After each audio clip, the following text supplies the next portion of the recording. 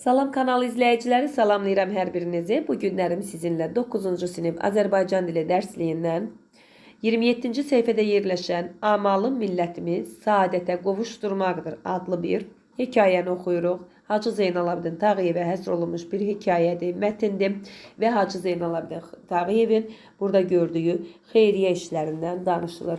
Biz bilirik ki, Hacı Zeynalabdin Tağıyev xeyriyyəçi olubdur və onun haqqında aşağı siniflərdə təbii ki keçmişik. İlk öncə sizdən xahiş eləyəcəm ki, kanala abunə olmadan baxanlar kanala abunə olun, paylaşmağı və əgər videonu bəyənirsinizsə təbii ki bəyənməyi yaddan çıxartmayın, bəyənin, paylaşın ki mən də sizin üçün videolar daha həvəslə çəkim. Başlayırıq. Artıq neçə illərdir ki, mətni oxuyacağım. Niyə görə oxuyacağım? Çünki uşaqlar var ki, oxuyub anlamaqda çətinlik çəkirlər. Oxuyurlar, başa düşmürlər, qarışdırırlar, dolaşdırırlar. Odur ki, mən onu sizin üçün izah eləyə oxuyacağım. Kimlər ki, mətni oxumağımı istəmirsə, onlar o hissəni ötürə bilərlər. Əlinizin altındadır. Təbii ki, videonu irəli çəkə bilərsiniz. Deməli, artıq neçə illərdir ki, Azərbaycanın xeyriyyəçilik tarixində bir əfsanə dolaşır, gəzir. Hacı Zeynalabdin Tağıyev əfsanəsi. Deməli, görürük ki, xeyriyyəçilik tarixindədir və Hacı Zeynalabdin Tağıyev təbii ki, öz işi ilə bir xeyriyyəçiliyə, tarixə bir xeyriyyəçilik yazıbdır. Bu, yəni, olmuş bir hadisədir. Olmuş hadisədən danışırıq ki, həqiqətən də bu insan həyatını belə yaşayıb xeyriyyəçi olubdur. Bu əfsanə yaxın keçmişimizin milli dirçəliş tarixində əvəzsiz xidmətləri olan böyük həqiqətlərin, milli ruhun, qayğıkeşliyin, tərəqqi müasirləşmə yolunda təmənnasız fədakarlığın əfsanəsidir. Görürsünüz, Hacı Zeynalabdin Tağıyevi bir əfsanə adlandırır. Bu əfsanə ziyallığın, milli dünya görüşün, bəşərin xeyirxahlığın əfsanəsidir. Bu, deməli, Hacı Zeynalabdin Tağıyevin gördüyü işləri bir əfsanə adlandırır. Əfsanə, hansı ki, əfsanələr real olmur da bilirik. Yəni, onlar real həyatda olmurlar. Yəni, onu elə bir hadisə adlandırır, onun gördüyü xeyirxah işləri ki, o xeyirxah işlər bir əfsanədir, bu həyatda baş veribdir. Yəni, baş vermiş bir əfsanədir, həyatda olmuş bir əfsanədir. Bu əfsanə ziyallığın, bu əfsanə milli dünya görüşün, bəşərin xeyirxahlığın əfsanəsidir. Yəni, bütün sahələrdə özünü göstərən bir xeyirxahlıqdır. Hacının keçirdiyi həyat yolu fəhləlikdən milyonçuluğa gəlib. Deməli, insanlar var ki, düşünərlər ki, Hacı Zeynalabdin Tağıyevin nəsli, kökü, yəni varlı olubdur. Onlardan qalan dövlətlə, varla milyonçu olubdur. Bu xeyr, görürsünüz nə deyir? Fəhləlikdən gəlibdir, fəhləlikdən milyonçuluğa gəlibdir. Siravi vətəndaşlıqdan mənəvi kamilliyə, ideal əxlaqa sahib millət atası mərtəbəsinə gedən qeyri-adi bir yoldadır. Görürsünüz, qeyri-adi bir yoldadır. Yəni, hər kəsin keçə biləcəyi bir yol olmayıbdır. O fəhləliylə dözübdür, bəxti gətiribdir. Sıravi vətəndaşlıqdan mənəvi bir kamilliyə gəlibdir. Nə deməkdir bu? Yəni, hər kəsin hörmət edəcəyi bir zirviyə çatıbdır və hər kəs o zirviyə çatıb ki, onun tərbiyəsi, onun əxlaqı hamı üçün nümunə olubdur. Onun duruşu, oturuşu, ideal əxlaqa sahib deyəndə duruşu, oturuşu, davranışı insanlarla olan ünsiyyəti o qədər deməli gözəl olub, nümunə olub insanlar üçün ki, insanlar onu millət atası deyə adlandırıblar. Millətin atası, hər kəsin deməli dərdinə yanıbdır, hər kəsin işinə yarayıbdır ona görə. Və deməli bu həm məhrumiyyətlər, həm də mətinlik, dözümlük, böyük uğurlar yoludur. Yəni, bunu dözə bilən insan, səbirli insan eləyə bilər də. Millətinə, ölkəsinə, insanlığa təmənnasız deməli xidmət yoludur. O öz millətinə neyniyibdir? İnsanlığa deməli təmənnasız göstərilən bir xidmətdir ki, etdiyi o qədər məsələn milyonlarla pul verir, bir nəyisə tikir, düzəldir, amma onun qarşılığını gözləmir, onun təmənnasını gözləmir. Bir şey eləyəndə deyirik ki, məsəl üçün bir şey alırıqsa, mən sənə qələm verirəmsə, sən fikirləşirsən ki, Mən də səhər o qələmin əvəzinə nəsə aparım verim, düzdürmü?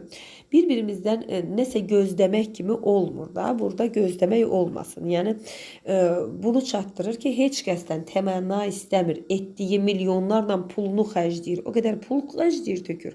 Amma heç kəsdən o təmənnanı gözləmir. Hacı Zeynalabdin Tağıyev xeyriyyəçilik fəaliyyəti sadəcə ehtiyacı olanlara maddi yardım etməklə məhdudlaşmamışdı. Tək onunla məhdudlaşmırdı. Tək ehtiyacı olan kasıblara yardım etməklə bu işi sonlandırmırdı. Bu fəaliyyətin böyük ictimai məramı var idi. Bu məramın mahiyyətini xalqın maariflənməsi, milli oyanışı təşkil edirdi ki, bu da son nəticədə bütün Azərbaycanlıların milli tərəqqisinə xidmət etmək demək idi.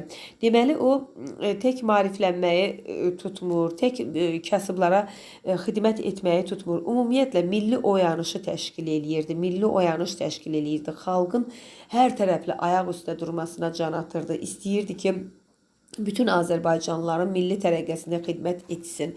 Yəni o hər bir sahədə öz xidmətini göstərməyə çalışırdı. Çünki Hacı belə hesab edirdi ki, savadsızlığın mövcud olduğu bir mühitdə cəmiyyətin ahəngdar inkişafı qeyri-mümkündür. Görün, nə gözəl cümlə deyib ki, o hesab eləyirdi ki, savadsızlığın mövcud olduğu bir mühitdə cəmiyyətin ahəngdarlığı qeyri-mümkündür. Yəni, hər bir deməli, çətinliyin, hər bir yolun mütləq aparacağı bir işıq savaddır. Savaddır, mütləq o savadla getməliyik. İnsanın əlində əgər savadı varsa, o yəni, bir də görürsünüz ki, diplomu var, amma heç bir şey eləyə bilmir. Diplomu var, heç bir şey eləyə bilmirsə, deməli, o özü o diplomdan istifadə etməyi bacarmır o insan. Yəni, insanı düzgün yola çıxardan, insanın yəni gələcəyini uğurlu eləyən yeganə yol savaddır. Savadsızlıq deməli, cəmiyyəti heç vaxt inkişafa apara bilməz. Bu qeyri-mümkündür. Bu fikir təbii ki, Hacının fikridir. Buna görə də o ilk növbədə təhsil ocaqlarının açılmasına, onların pedaqoji kadrlarla, müxtəlif avadanlıqlarla təmin edilməsinə böyük əhəmiyyət verirdi. Və fikirləşir ki, təhsil ocaqları nədir? Yəni, məktəblər açılsın, yəni müəllim kadrları artırılsın və müxtəlif avadanlıqlarla təmin olunsun məktəb. Onun məqsədə çatmaq üçün çoxlu məktəb açmaqla, onun deməli, bu məqsədinə çatmaq üçün çoxlu məktəb açmaq lazım idi. Çoxlu kitab, məcmuə və qəzetlər çap etdirir. Hər yerə, hətta uzaq kəndlərə də göndərilməlidir fikri təhsildə, mətbuata verdiyi həyatı dəyərin ifadəsidir.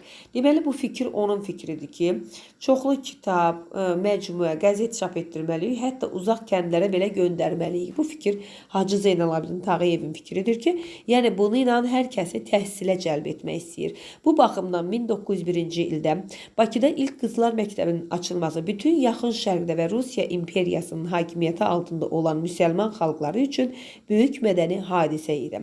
1901-ci ildə deməli nə olur? Qızlar məktəbi açılır. Harda açılır? Bütün yaxın şərqdə və Rusiya imperiyasının hakimiyyəti altında bizim olduğumuz bir dövrdə. Bütün yaxın şərqdə ilk açılan qızlar məktəbini Hacı Zeynalabdin Tağıyev açdırır və biz o zaman Rusiya imperiyasının hakimiyyəti altındaydıq. Biz azad ölkə deyildik. İndiki kimi demokrat ölkə deyildik. Azad deyildik. Demokratiyamız yox idi deyə biz Rusiyadan asılıydıq. Rusiya imperiyasının təsiri altındaydıq. Bu məktəbin açılması bir çox maneələrlə mübarizə şəraitində mümkün olmuşdu. Məktəbin açılmasında təbii ki, bir çox maneələrə rast gəlir. Məktəbin açılmasına təbii ki, bir çox insanlar icazə vermirlər və bunu ilə Hacı Zeynalabdin Tağıyev mübarizə aparır və məktəbi açdırır. Hacı bu məqsədlə əvvəlcə imperator 3-cü Aleksandra müraciət edir. Niyə imperator 3-cü Aleksandra? Çünki imperator 3-cü Aleksandr Rus imperiyasının deməli imperatoru idi. Ona görə də ilk növbədə imperator 3-cü Aleksandra müraciət etmişdi, ancaq rədd cavabı almışdı. Məqsədindən rədd cavabı almağına baxmayaraq birinci dəfə rədd cavabı alır. Buna baxmayaraq Hacı daha sonralar yenidən təşəbbüs göstərərək Çar 2-ci Nikolaydan icazə almağa çalışır. Kimdən? Çar 2-ci Nikolaydan icazə almağa cəhd eləyir və bunun üçün o müxtəlif vasitələrdən istifadə edir. Çarın xanımına bahalı hədiyyələr bağışlayır. Baxın, Çarın xanımına bahalı hədiyyələr bağışlayır. Daha sonra açılacaq məktəbin onun adını daşıyacağını bildirir ki, məktəb açacaq və sənin adını daşıyacaq. Nəhayət məktəbin açılmasına neyniyir? Nail olur. Görün nə qədər əziyyətdən sonra ki 3-cü Aleksandrla deməli birinci görüşür, 2-ci Nikolaydan icazə almağa cəhd eləyir və 2-ci Nikolaya bildirir ki, onun xanımına bahalı hədiyyələr bağışlayır və bildirir ki, açılacaq məktəb onun adını daşıyacaq və ona görə də o icazə alıb məktəbin açılmasına nail olmaq istəyir. Hacı yaxşı başa düşürdü ki, parçalanmış qeyrilik və cəhalət içərisində yaşayan milləti müasir inkişaf yoluna çıxarmaq üçün maarif deməli ilkin şərtdir, başlanğıcdır, təməldir. Deməli, insanları düzgün yola çıxarmaq üçün nə lazımdır? Maarif. Maarif nə deməkdir? Təhsil deməkdir. Yəni, mən mətni niyə bu qədər xırdalayıram? Çünki mətin üzərində testlər daha çox düşür Azərbaycan dilindən və onlar üzərində işləmək üçün mətnin bu qədər dərinliyinə getmək lazımdır. Görürsünüz, burada ardıcıllıq verdim. 3-cü Aleksandr, Nikolay, sonra hədiyyə, bahalı hədiyyə, daha sonra isə sənin adını verəcəyim deyir. Belə bir xronologiya verər və deyər ki, bu ardıcıllığı yığın. Bu ardıcıllığı ona görə təkrarlayıram ki, yadınızda qalsın və mətni sizin üçün deməli, xırdalaya gedirəm ki, tam şəkildə aydın başa düşəsiniz. Maarif nə deməkdir bilməyənlər üçün? Təhsil deməkdir. Yəni, hər şeyin başında təhsil birincidir, təhsil şərtdir, mütləqdir, yəni təhsil şərtdir, başlanğıcdır, təməldir. Təməl nə deməkdir? Yəni, başlanğıc deməkdir, elə bir növrədə. Buna görə də o təhsillə bağlı heç vaxt xeyriyyəçilikdən çəkinməmiş, başqalarını da bu yola dəvət deməli etməmişdi. Yəni, heç kəsə deməyib ki, bu yola dəvət etməmişdi. Yəni, heç kəsi bu xeyriyyəçilikdən çəkinməyə dəvət etməmişdi. O milyonçu xanəndə Seyid Mirbabayevi Gürcüstandakı Qori seminariyasını himayə etməyə sövq etmişdi. Deməli, kimi Qori seminariyasına himayə etmək üçün kimi deməli dəvət eləyir? Milyonçu xanəndə Seyid Mirbabayevi Gürcüstanda Qori seminariyasını himayə etməyə sövq etmişdi. Yəni, dəvət etmişdi, cəlb etmişdi ki, cəlb edir ki, gəlsən, yəni Seyid Mirbabayevi ki, Gürcüstanda Qori seminariyasına sən himayəli elə, sən başçılıq elə. Niyə görə? Çünki milyonçu xanəndəni. İndi bizə burada belə bir sual verir və bu sualı cavablandıraq. Elə bu hissə ilə əlaqədardır. Sizcə Hacı Zeynalabdin Tağıyev Seyid Mirbabayevi bu işə niyə sövq edir, niyə çağırır, niyə dəvət edir bu işə? Çünki Qori seminariyasına maddi yardım etmək üçün, bəli, Qori seminariyasına maddi yardım etmək üçün. Çünki o milyonçu xanəndə idi. Milyonçu xanəndə idi. Digər xanəndəni istəmədi. Milyonçu xanəndə istədi ki, o milyonlarından bir qismini bu məktəb təhsil yolunda xərcləsin. Ona görə də Qori seminariyasına maddi yardım etmək üçün çağırır.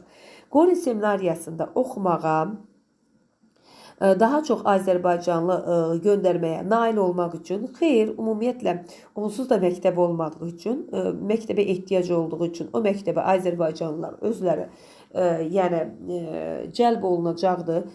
Bundan ötürü istəmir. Azərbaycanlı xeyriyyəçinin tanınması üçün xeyr, bunu da istəmir. Düzgün cavabımız olur. Deməli, seminariyanın maddi yardımını etmək üçün cavabı da özü deyir də milyonçudur.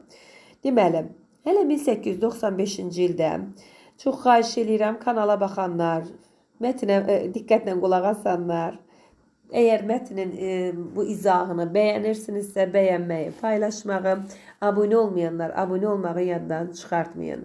Hələ 1895-ci ildə Mərdəkanda bağçılıq məktəbi açmış. Hansı məktəbi açıb? Bağçılıq məktəbi. Harada açır Mərdəkanda? Bakıda sənət məktəblərində öz vəsaiti hesabına nə deməkdir? Yəni öz pulu hesabına, öz pulunun hesabına yeni siniflər açır, laboratoriyalar yaradır. Savadlanmanı təbliğ eləyir, yəni yayır. Nəşr-i Maarif cəmiyyətini təsis etməsi, deməli, nəşr-i maarif deyilən bir cəmiyyət yaradır ki, o elmi, savadı təbliğ eləyir və Nəriman Nərimanova, Əlimərdan bəy Topçubaşova, Nəsib bəy Yusif bəyova, Səməd bəy Mehmandarova, Məşədi Əzizbəyova, Xudat bəy Məlik Aslanova, Şövkət Məmmədovaya və digərlərinə təqaüd ayrılması Hacının öz millətinə maarif və mədəniyyət sahəsində göstərdiyi əvəzsiz xidmətinin yalnız bir hissəsidir. Yəni, bu insanlar çoxdur. Bunlarda da təqaüd ayırıb və onu çatdırır bizə ki, bunlar da məşhur insanlardır. Nəriman Nərimanov bilirik, yazıcıdır. Topçubaşov bilirik ki, deməli həm yazıcı, həm həkim olub, publisist olubdur. Sonra Şövkət Məmmədova bilirik ki, deməli xanəndə, müğənni olubdur, Azərbaycan müğənnisi olubdur Şövkət Məmmədova. Bu gün də deməli korifeylərimizdəndir. Yəni Allah rəhmət eləsin, dünyasını dəyişən korifeylərimizdəndir. Şövkət Məmmədovanın mahnıları bu gün də deməli zövqümüzü oxşuyur, ruhumuzu oxşuyur. Onlara təqaüd ayılıb. Belə bir sual qoyub buradakı bizə. Nə üçün məhz bu şəxslərə təqaüd ayılmışdır? Nə üçün? Çünki maarif və mədəniyyət sahəsindəki xidmətlərini, onların göstərdiyi maarif və mədəniyyət sahəsindəki xidmətlərinə görə, onlar maarif və mədəniyyət sahəsində digərlərindən daha çox xidmət göstərdiklərinə görə, özlərini maarifə, təhsilə, özlərini məsələn Şövkət Məmmədova özünü mahnıya, mədəniyyətə çox həsr etdiyi üçün onlara təqaüd ayırır. Bildik, maarif və mədəniyyət sahəsindəki xidmətlərinə görə. Daha sonra milli yüksəlişin ilkin şərtini maarifdə görən Hacı milli mətbuatın inkişaf etdirilməsini də mühüm amil hesab edirdi. Milli mətbuat deyəndə nəyi nəzərdə tutur? Qəzet, jurnal, yəni mətbuatın inkişaf etdirilməsini də mühüm amil hesab edirdi. Onun fikrincə oxuma, yazma olduqdan sonra cəmiyyətdəki mövcud problemlərlə, onların həlli yolları ilə mətbuat vasitəsilə əhalini tanış etmək daha asan olacaqdır. Fikirləşir ki, milli mətbuat, qəzet, jurnal yaradılsın. O vaxtı belə telefonla sosial şəbəkələr olmayıbdı. Yəni qəzetlər var idi, jurnallar var idi. Nə bilim, Komsomol qəzeti vardı, Kirpi jurnalı vardı. Bu kimi Azərbaycan müəllimi jurnalı vardı. Bu kimi deməli jurnallar, qəzetlər var idi. Bu mətbuat vasitəsilə elmdə, təhsildə baş verən problemləri, deməli onların həlli yollarını mətbuat vasitəsilə çatdırsaq deyir, fikirləşirəm ki, və əhalini tanış etsəydir, bu problemləri həll etmək daha asan olacaq və insanları elmə, oxuyub yazmağa cəlb etmək daha asan olacaq. Onu nəzərdə tuturdu. Oxuyub yazmaq bilməyən bu şəxsin mətbuata bu qədər əhəmiyyət verməsi, türk, ərəb, fars, rus dillərində nəşr olunan qəzetlərdəki materialları tərcümə etdirməsi, beynəlxalq mətbuatı izləməsi onun geniş dünya görüşə sahib olduğunu göstərir. Deməli, hansı dillərdə türk, ərəb, fars, rus dillərində nəşr olunan bəzi qəzetlər vardı ki, o qəzetlərdəki materialları tərcümə etdirir, beynəlxalq mətbuatı izləyir, yəni beynəlxalq, bütün dünyalarla əlaqəli olan beynəlxalq mətbuatı izləyir və geniş dünya görüşünə sahib olduğunu bildirir də. Əgər rusu da izləyirsə, ingilis izləyirsə, farsı, türkü izləyirsə, təbii ki, bu böyük dünya görüşünə malikdir. Hər ölkədə nə baş verirsə, onları izləməyə çalışır. O zamanki Azərbaycan mühitində elə bir sahə olmamışdı ki, Hacının xeyriyyəçilik missiyası oradan kənarda qalsın. Yəni elə bir sahə yox idi ki, orada özünü göstərməsin. Yəni hər bir sahədə öz xeyriyyəçiliyini göstərmişdi. İstəyir təhsildə, istəyir mədəniyyətdə, istəyir fabrikdə, balıqçılıqda. Baxın, görürsünüz, maarif, mədəniyyət, təhsil, sosial ehtiyaclar Hacını narahat etmiş, o öz şəxsi vəsaiti hesabına, deməli, sosial ehtiyaclar öz şəxsi vəsaiti hesabına təmənnasız olaraq bu sahələrin inkişafına çalışmışdı. Bakıda teatr binasının inşası, şəhərə su kəmərinin çəkdirilməsi, milyonlarla sərf edərək toxuculuq fabrikinin salınması, deməli, balıqçılıq vətəgərləri nədir? Yəni o balıq tutulan yerlər ki var, onlar tutulur və orada hissə verilir, qurudulur. O yerlərdir ki, ora vətəgərlər sayılır. Balıqçılıq vətəgərlərində neft sənayesi sahəsində, neft bilirik ki, buruqlar nəzərdə tutulur. Neft sənayesi sahəsində minlərlə insanı işlə təmin etməsi Hacı Zeynalabdin Tağıyevin xeyriyyəçilik və sahibkarlıq fəaliyyətinin müxtəlif aspektlərini təşkil eləyir, yəni müxtəlif sahələrini təşkil eləyir. Onun bütün sahələrdə gördük, balıqçılıqda var, toxuculuqda var, su kəməri çəkdirir, bina tikdirir, elmə baxır, mədəniyyətə baxır, neftə baxır, balıqçılığa, hər bir şey, bütün sahələrə toxunur, kasıb insanlara kömək eləyir. İndi burada belə bir sual verib bizə ki, sosial ehtiyac dedikdə nə başa düşürsünüz? Sosial ehtiyac dedikdə biz nə başa düşürük? Baxın, sosial ehtiyaclar hacını deyir, narahat etmiş. Nə deməkdir? Yəni, indinin özündə də var, imkansız insanlar var, kasıb insanlar var ki, yəni kasıblara ehtiyacı olanlara yardımın göstərilməsi deməkdir. Sosial ehtiyac deyəndə nə başa düşürük? Yəni, kasıblara ehtiyacı olanlara yardımın göstərilməsi. Bunu başa düşürük.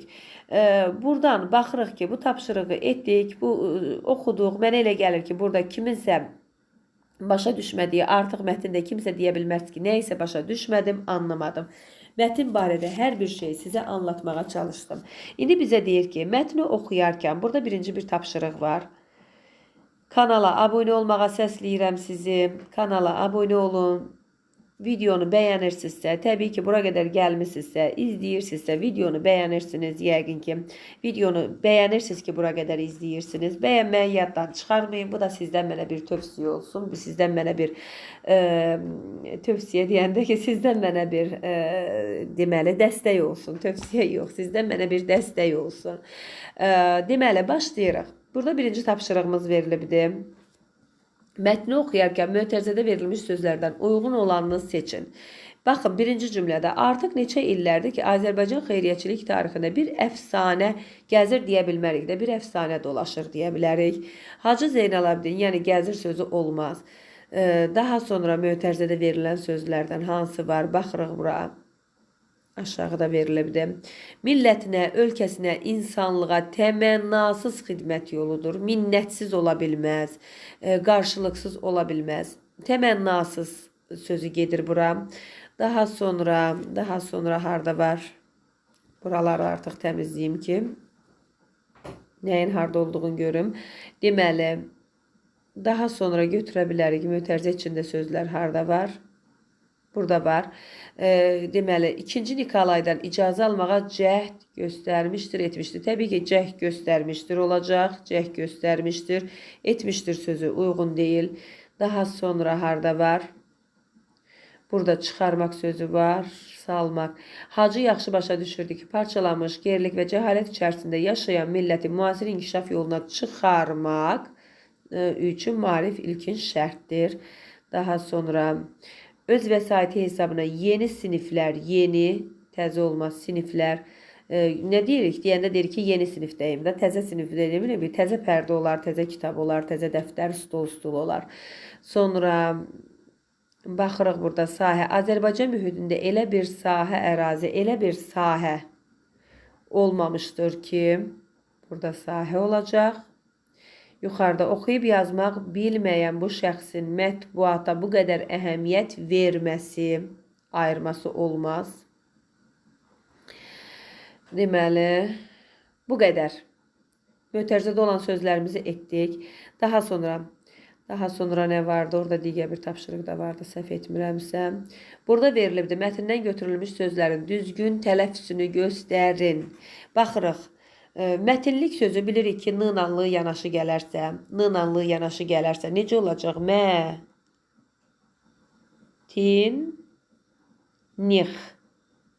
X iştirixləndir. Mətin-nix. Bildik? Mətin-nix. N-nanlı yanaşı gələndə l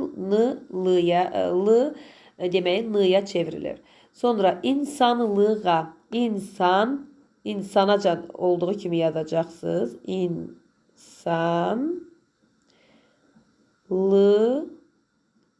Yox. Səhv getdim. N-nanlı yanaşıdır. İnsanlıq.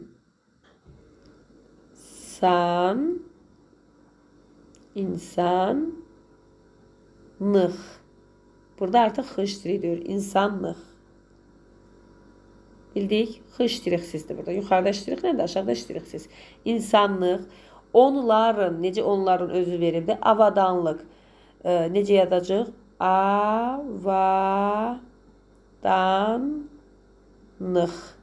Avadanlıq. X-la da iştiriksiz. Sahibkarlıq.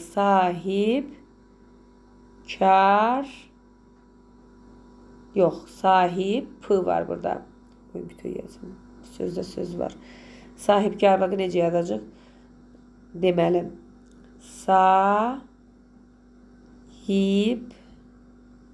sahib, bu keçəcək p-ya, karlıq,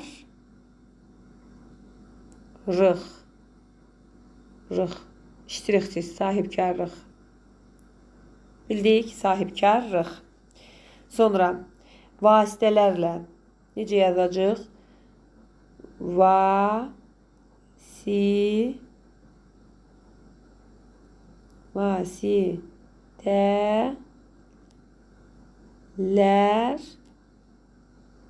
demirik. Vasitələrlə demirik ki, deyəndə deyirik vasitələrlə. Bir dənə n səs artımı baş verir. Vasitələrlə. Bir səs artımı olur orada. Vasitələrlə. Bildik. Bu da bu tapşırığımız. Keçirik burada ikinci tapşırığımız var. Buna da baxaq. Mətndən istifadə etməklə Hacı Zeynalabidin Tağıyevin millətinin xeyrinə gördüyü işləri sadalamaqla sxemi tamamlayırsınız. Bunu artıq mən deyirəm, siz yazırsınız. Nə yaza bilərik bura? Nələri deyə bilərik? Məsələn, nələri sadalaya bilərik burada? Nələr görübdür? Məktəblər açdırıb, təhsil ocaqları deyək də, təhsil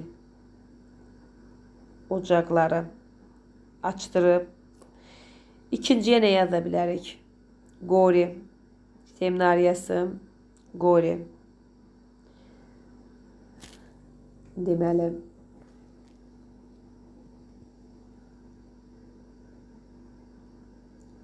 Seminariyası. Öyle yazmayaq. Qızlar məktəbi yazağın qoyun bura.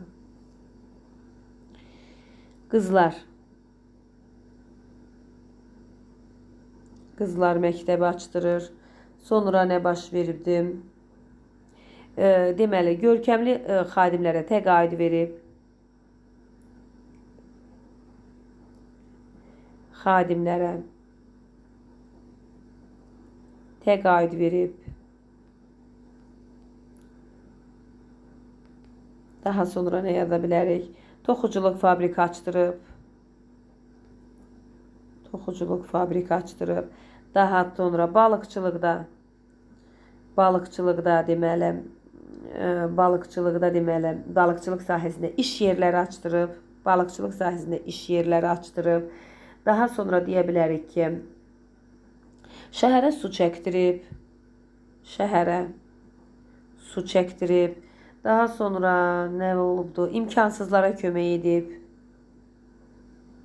İmkansızlara kömək edibdi. Bir də deyə bilərik ki, teatr binası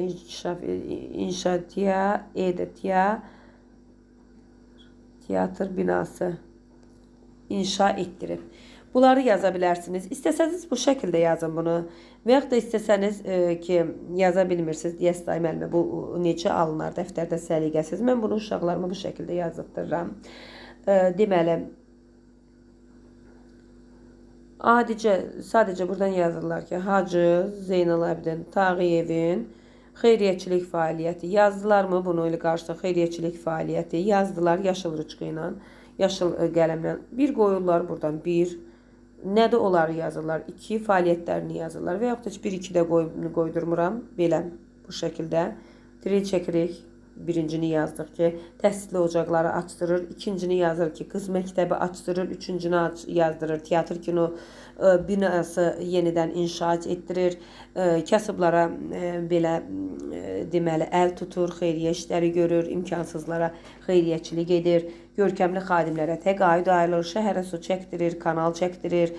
Bu şəkildə, yəni bunları bu şəkildə yuxarıdan aşağı ardıcıllığına yaza bilərsiniz.